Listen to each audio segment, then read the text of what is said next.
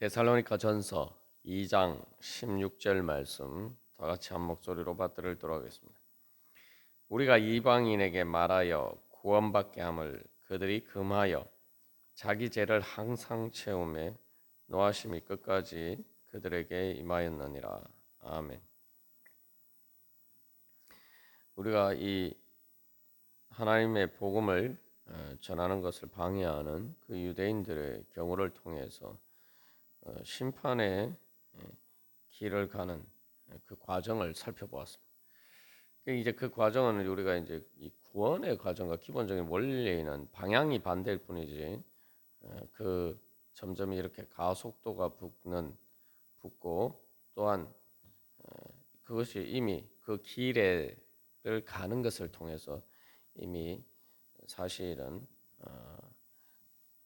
그 목적지가 결정이 됐다. 우리가 이렇게 살펴봤습니다. 그래서 우리가 이러한 심판의 경우들을 통해서 우리 자신을 경계하고 또 믿음의 자리에 서야 될 것입니다. 핵심은 결국은 박해를 받고 고난을 받기 때문에 예수님 때문에 그런 일을 당하니까 마치 심판을 받는 것처럼 생각되지만 그러나 예수님을 따르지 않는 것이 사실은 박해하는 자리에서는 그들이 오히려 심판의 자리에 서 있다. 이것을 영적으로 볼 수 있는 눈이 열려야 됩니다.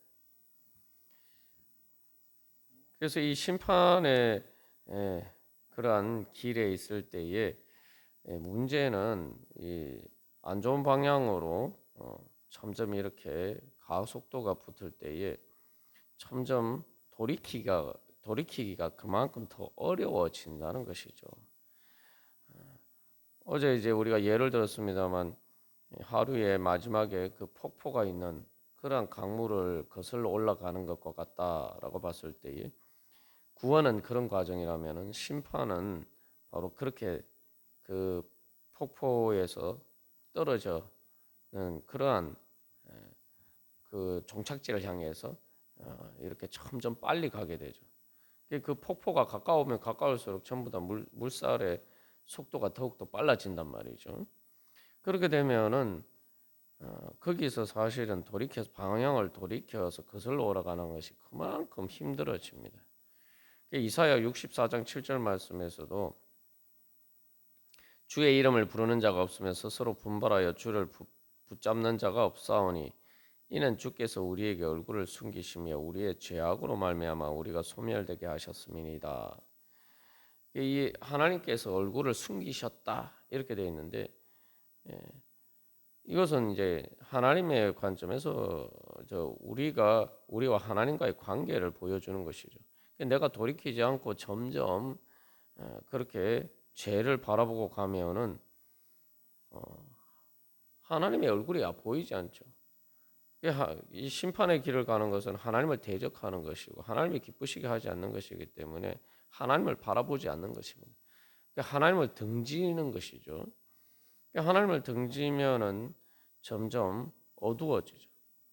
역설적으로 하나님과 가까이 있는 것처럼 보일 때 사실은 더 어두운 자리에 서 있게 됩니다. 마치 빛이 비치는데 빛과 가까운데 빛을 등지면 그만큼 그 그림자가 짙어지는 것과 마찬가지예요. 사실은 이제 가장 짙은 그림자는 빛과 제일 가까운데 빛을 바라보지 않고 빛을 등지면은 제일 짙은 그림자가 그 빛과 대비되어서 제일 짙은 그림자가 나타나게 되죠. 그림자가 선명하게 나타나게 됩니다.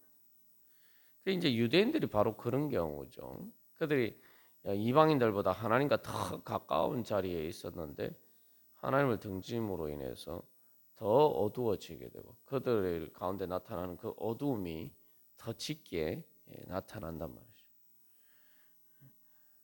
그렇게 하나님을 등지게 될 때에 결국 그만큼 점점 더 어두워지고 결국 빛 대신 하나님을 등지게 되면은 그 어두움만을 바라보게 되고 결국 어두움을 속에서 헤매게 됩니다.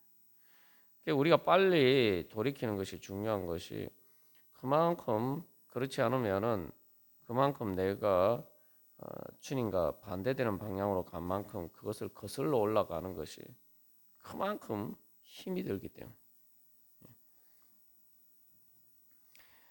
그래서 결국은 사실은 하나님의 은혜가 아니면은 거기서 헤어나오기가 어렵죠. 그래서 우리가 그때그때 우리의 죄가 또 우리가 하나님을 등지고 또 우리의 무지함과 우리의 실수와 우리가 연약한 가운데서 우리가 어두움 더 짙은 어두움으로 가기 전에 그래서 매일매일 주님 앞에 깨어서 주님을 바라보고 그래서 우리가 그 세상의 물결보다 더 힘을 내서 이렇게 거슬러서 하나님을 향해서 올라가야 가는 그런 믿음의 자리에 서야 됩니다. 그런 관점에서 비추어 보면은 이 데살로니가 교회 교인들이 핍박과 환난과 고난을 받는다. 예수님 때문에 그런 어려움을 당한다는 것은 사실 구원의 가장 큰 증거죠. 왜냐하면 그것은 세상의 물결을 거슬러 올라가고 있다는 증거기 때문에. 그러니까 다시 말하면 하나님과 등지고 심판을 향해서 심판의 종말을 향해서 그렇게 그 세상 물결에 따라서 떠내려가지 않고 그것을 거슬려 올라가려고 하기 때문에 이 고난과 박해가 있는 거죠. 세상 물결을 거스르기 때문에 바로 세상은 싫어하고 그렇기 때문에 핍박하고 박해한단 말이죠. 그래서 우리 안에 바로 그러한 바로 힘을 느껴야 돼요. 그러니까 힘을 느낀다는 게 뭐냐면 내가 예수님을 따라서 세상을 거슬러 세상의 물결과 거슬러 올라가는 것을 느끼는 그런 힘이 있어야 돼요. 그러니까 우리가 이제 노를 저을 때 그냥 이렇게 물살을 따라가는 게 아니라 이렇게 내가 노를 저으면은 힘들죠. 그러나 그 노를 저을 때 힘을 힘드는 만큼 그만큼 또 내가 이게 그 앞을 향해서 이 배가 나아가는 때에 그 느끼는 즐거움과 기쁨이 있습니다. 그러니까 우리가 그런 힘을 느껴요. 그래서 정말 조정 경기에서 그 선수들이 힘차게 노를 저어서 그 물살을 거슬러 올라가듯이 그렇게 우리가 바로 주님을 향해서 하나님을 향해서 힘차게 세상 물결을 거슬러서 올라가야 돼요. 그래서 그때 우리가 어떤 힘을 느끼느냐? 그래서 그 세상의 물결을 거슬러 올라가는 것이 힘들지만 그 세상의 물결보다 더 내 안에서 강력하게 역사에서 나로 하여금 그 물결을 거슬러 올라가도록 만드는 그 세상의 바람과 반대되는 바로 그 성령의 바람, 그 성령의 능력이 내 안에 역사하는 것을 느낄 때 바로 그것이 우리에게 생명의 힘이 되고 우리 안에서 샘솟는 그러한 역동적인 힘찬 그러한 믿음의 능력이 됩니다.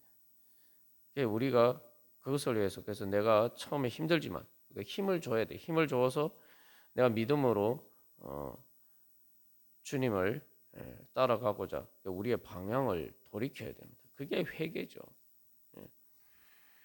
우리가 방향을 돌이키기만 하면은 그 방향을 예수님을 향해서 또 구원을 향해서 갈 수 있도록 성령의 바람이 불어서 우리로 하여금 그렇게 갈 수 있도록 인도해 주십니다. 우리가 할 일은 그 성령의 바람을 받도록 세상의 물결과 바람을 거스르는 성령의 바람을 받도록 우리의 믿음의 돛을 올리는 거예요. 그 믿음의 돛을 올리는 우리가 수고를 해야 되는 거죠. 그렇게 하면은 우리는 성령의 바람을 맞아서 그 심판을 향한 그러한 물결을 거슬러 올라갈 수가 있습니다. 우리가 종종 착각하는 거죠. 세상 물결을 거슬러 올라간다라고 할 때에 내 힘으로 거슬러 올라가는 것이라고 생각하면은 정말 힘들죠.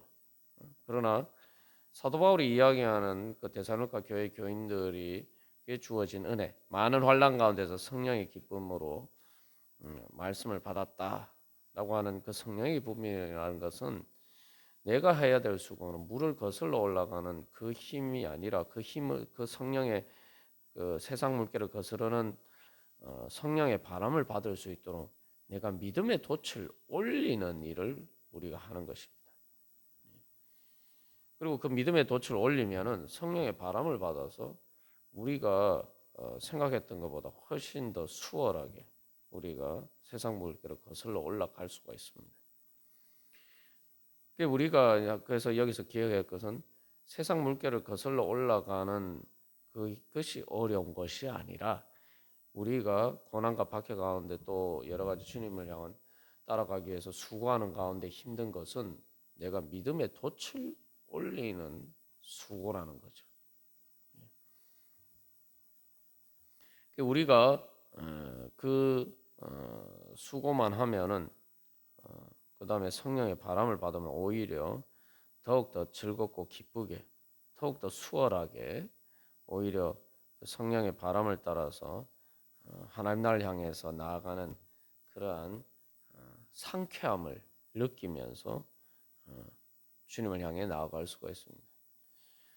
그래서 사도행전에서도 베드로가 회개하면은 하나님으로부터 우리를 상쾌하게 하시는 우리로 하여금 새롭게 하시는 바로 그러한 은혜가 이를 것이다. 그렇게 약속하고 있죠. 그렇게 복음을 전하고 있습니다. 그러니까 말 그대로 우리가 늘 기억해야 할 것은 결국 이 유대인들과 대비해서 박해하는 유대인들은 뭐 편하고 좋은 것처럼 보이고 세상적인 눈에 보면 그렇죠. 박해를 당하는 유대에 있는 하나님의 교회나 또 바울이나 또 데살로니가 교회 교인들은 힘든 상황에 있는 것처럼 보이지만 그 실상은 정 반대라는 거죠. 그래서 여기서 이제 우리가 그러면 왜 특별히 바울이 이런 복음을 대적하는 유대인들에 대해서 또 어떻게 보면은 가혹하다고 생각할 수 있는 이런 말씀을 이야기하느냐? 이것은 또한 우리 자신에 대한 경계이기도 합니다. 뭐냐면은 유대인들이 하나님의 심판을 받는 가장 큰 이유가 뭡니까? 바로 이방인에게 말하여 구원받게 함을 금한다. 그러니까 자기만 구원을 받지 않는 것이 아니라 다른 사람들도 구원받지 못하게 방해하는 역할을 한다 이 말이죠. 이게 사실은 가장 큰 죄악이죠. 다른 사람들에게 해를 끼친다. 그래서 모든 사람에게 대적이 된다라는 거예요. 그 사람들이 구원받는 것을 가로막으니까 그 사람들의 영혼이 구원받지 못하게 하니까 영적인 관점에서 보면은 자기만 죽는 것이 아니라 자기만 다른 사람들도 하나님의 구원을 못 받게 하니까 이것이야말로 가장 큰 피해를 주는 일이죠. 뭐 겉으로 이렇게 여러 가지 해악을 끼치는 것도 문제지만 영적으로 구원받지 못하게 하니까 이게 가장 크게 피해를 입히는 일이란 말이죠. 그러니까 우리가 이제 생각할 때, 뭐 유대인들은 참 안타깝다. 특히 여기 이제 모든 유대인들이 아니라 이제 이 복음을 전하는 것을 이방인에게 복음 전하는 것을 가로막는 그 유대인들이죠. 근데 우리가 혹시 이런 유대인들의 자리에 서지 않도록 늘 깨어서 우리 자신을 경계해야 됩니다. 근데 실제로 이런 일이 많이 일어나고 있어요. 사람들이 예수님 믿고 교회 나옴으로써 예수님 믿고 구원받게 하는데 가장 큰 장애물이 중에 하나가 교회를 다닌다고 하는 예수 믿는다고 하는 바로 사람들이 교인들이 그런 일을 해요. 왜 그렇습니까? 교회 안에서 세상 사람들로 하여금 시험에 들게 만드는 그런 일을 함으로써 사람들로 하여금 예수님을 믿지 못하게 하는 그런 일을 할 때가 많습니다.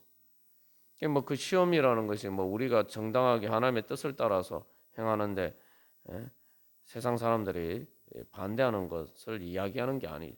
세상 사람들 보기에도 어떻게 예수님 믿는다면서 살아계신 하나님을 믿는다면서 저렇게 할 수가 있느냐? 저 사람들 하는 걸 보니까 하나님이 안 계신가 보다. 이 세상 사람들에게 이렇게 판단이 되도록 만든단 말이죠. 이게 안타까운 일. 이게 뭐 목회자들도 마찬가지고 일반 성도들도 마찬가지고 그래서 예수 안 믿는 사람들이 볼 때에도 야, 저 사람들이 믿는 하나님 진짜 있는 거야? 진짜 하나님이 저 사람들이 믿는 하나님 예수님이 진짜 있다면 저 어떻게 저럴 수가 있지? 세상 사람들도 보기에도 문제가 되는 그런 행동을 우리가 할 때에 결국 우리가 유대인 것 같은 그런 자리에 서게 됩니다. 그래서 다른 사람들로 하여금 우리의 죄와 우리의 실수와 우리의 그러한 잘못 때문에 우리의 부족함 때문에 사람들로 하여금 시험에 들게 만들어서 예수를 믿지 못하게 만든다면은 우리가 이 유대인들과 다를 게 뭐가 있습니까? 그래서 이제 앞에서도 빛과 가장 가까울 때에 그 빛을 등지면 가장 그림자가 짙게 나타난다는 것처럼 교회 안에서 우리가 그런 자리에 서지 않는지 늘 우리가 깨어서 우리 자신을 돌이켜 봐야 됩니다.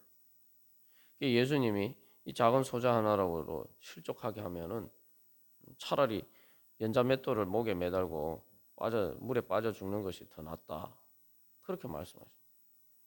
나만 구원받지 못하는 게 아니라 나 때문에 다른 사람들도 구원받지 못하게 만드는 것. 그게 그 가장 큰 심판의 자리. 단순히 뭐 사람을 뭐 진짜 뭐 칼로 찔러 죽여서 죽이는 게 아니라 영혼을 죽이는. 그래서 교회 가운데 사람들이 빛을 보고 그 주님 앞에 나와서 구원받도록 만들어야 되는데 그 하나님의 빛이 교회를 통해서 세상 가운데 비치는 것을 가로막는 그러한 장애물의 역할을 우리가 하고 있다면 결국 이 유대인들과 결국 정도의 차이가 있다 뿐이지 결국 그 같은 그 심판의 길에 서 있다라고 볼 수밖에 없죠. 그래서 교회가 안타까운 현실은 하나님의 복음을 전하는 가운데 예수 그리스도를 위해서 헌신하고 수고하는 가운데 그런 고난을 당해야 되는데 교회 안에서 성도들의 우리 자신들의 죄 때문에 서로 싸우고 다투느라고 신앙생활이 힘들게 되는 뭐 예수 믿는 것을 방해하고 박해하는 사람이 밖에 있는 것이 아니라 바로 우리 스스로가 또 우리가 서로에게 그런 자리에 서서 거기에 정말 선교를 하고 하나님의 나라를 이루어가는데 세상의 빛과 소금이 되어서 그렇게 영혼들을 구원하는 데 써야 되는 에너지와 그런 힘들을 교회 안의 문제들을 해결하는데 우리 자신의 그런 죄의 문제 때문에 거기에 낭비하는 경우가 너무나 많습니다. 사실 이제 그런 문제가 생기면 사실 이게 박해받는 경우 외부에서 박해를 받는 경우보다 더 큰 에너지와 가 소모가 된. 그게 이제 사탄이 악한 일을 하는 그러한 전형적인 방법이죠. 그래서 유대인들이 중에서 그런 죄와 사망의 종로로 타는 사람들이 등장하게 되고 결국은 우리가 제일 처음에 이 말씀을 나눌 때 우리가 언급한 것처럼 예수님을 십자가에 못 박아 죽인 사람들이 제일 거기에 주범이 빌라도나 로마 제국의 군사들이 아니라 하나님과 가장 가까이 있다고 하는 그리고 유대인들 중에서도 제일 경건해야 될 거룩해야 될 대제사장과 서기관과 바리새인들이 바로 예수님을 죽이는데 가장 주범의 역할을 했단 말이에요. 우리도 바로 그런 자리에 서 있지 않느냐. 그런 유대인과 같은 그런 자리에 서 있지 않느냐. 나는 정말 내가 하나님의 영광의 빛이 비치는 그 하나님의 영광의 빛을 잘 반사해서 그래서 세상 사람들에게 빛을 비추는 그러한 자리에 서 있느냐? 그렇다면 우리도 구원받고 또 다른 사람들도 구원하는 그러한 자리에 서 있는 거죠. 우리가 그런 자리에 서 있느냐? 아니면 교회 가운데 하나님의 영광의 빛은 항상 비치는데 교회를 통해서 비치는데 그 빛을 가로막는 그 빛이 세상에 비치는 것을 가로막는 그런 장애물의 역할을 하고 있지 않느냐. 이게 우리가 그것을 늘 우리 자신을 돌이켜 보면서 우리도 이러한 하나님을 대적하는 그러한 유대인들의 자리가 아니라 말 그대로 사람들에게 우리 자신이 복음이 되는 그러한 은혜의 자리에 설 때 아브라함에게 주신 그 약속처럼 세상 모든 사람들에게 복을 줄 수 있는 그러한 하나님의 사람이 될 것입니다. 그래서 일어나라, 빛을 발하라 이렇게 이사야서에서 그렇게 하나님의 백성을 부르시는데 우리가 그 부르심을 따라서 내가 하나님의 빛을 비추는 그러한 은혜의 자리에 서기를 간절히 소망합니다. 그리고 마지막으로 우리가 한 가지 또 기억해야 할 것은 이 바울이 이렇게 유대인들에 대한 하나님을 대적하는 복음을 방해하는 유대인들에 대한 하나님의 심판에 대해서 이야기를 하는데 그것은 또한 반대로 복음을 전하는 유대인인 바울과 또 복음을 전하는 그런 하나님을 기쁘시게 한 데살로니가 교회 교인들은 구원의 자리에 서 있다는 것입니다. 그리고 이러한 하나님의 진노하심에 대해서 이야기를 할 때에 말 그대로 하나님께 그 심판을 맡기지 자기 자신이 그러한 유대인들을 심판하고 그래서 유대인들을 대적하고 그런 자리에 서지 않는다는 것을 우리가 다시 한번 기억합니다. 그래서 하나님의 진노하심에 대해서 이야기하는 것은 내가 심판자가 아니라 하나님께 그것을 맡기는 거죠. 마치 다윗이 사울에 대한 심판을 하나님께 맡긴 것처럼 오히려 교회가 해야 될 일은 바로 그런 가운데서도 바로 박해하는 자들을 향해서 그들을 위해서 기도하는 바로 그런 자리에 서야 됩니다. 그럴 때 우리가 하나님의 심판과 반대로 하나님께서 우리를 통해서 구원을 이루시는 그런 은혜의 자리에 서 있다는 그것이 가장 중요한 증거고 어떻게 보면은 그것이 세상의 물결을 거슬러는 구원의 길을 향해서 가고 있다는 가장 중요한 증거가 되겠죠. 그래서 이 바울 자신도 바로 그러한 스데반의 순교와 또 스데반이 바로 그렇게 이런 유대인들에 의해서 죽임을 당하는 그러한 자리에 바울이 같이 서 있었죠. 그렇지만 스데반의 그 기도를 통해서 저들의 죄를 사하여 주시옵소서라고 예수님처럼 기도하는 그 기도를 통해서 결국 사울이 바울로 변화되고 이제 모든 사람에게 대적이 되는 바로 그 대표적인 인물인 바울 자신이 이제 이방인에게 복음을 전하는 그러한 하나님의 사람으로 변화가 되었습니다. 그래서 주님께서 우리를 어떻게 구원해 주셨는가? 그래서 늘 기억해야 할 것은 하나님의 진노이기 때문에 하나님께 맡기고 우리가 해야 될 일은 어떻게 하면 하나님을 기쁘시게 하느냐. 모든 사람에게 대적이 되는 그 유대인들과 반대로 이제는 모든 사람들의 친구가 되고 모든 사람들의 형제자매가 되고 모든 사람들에게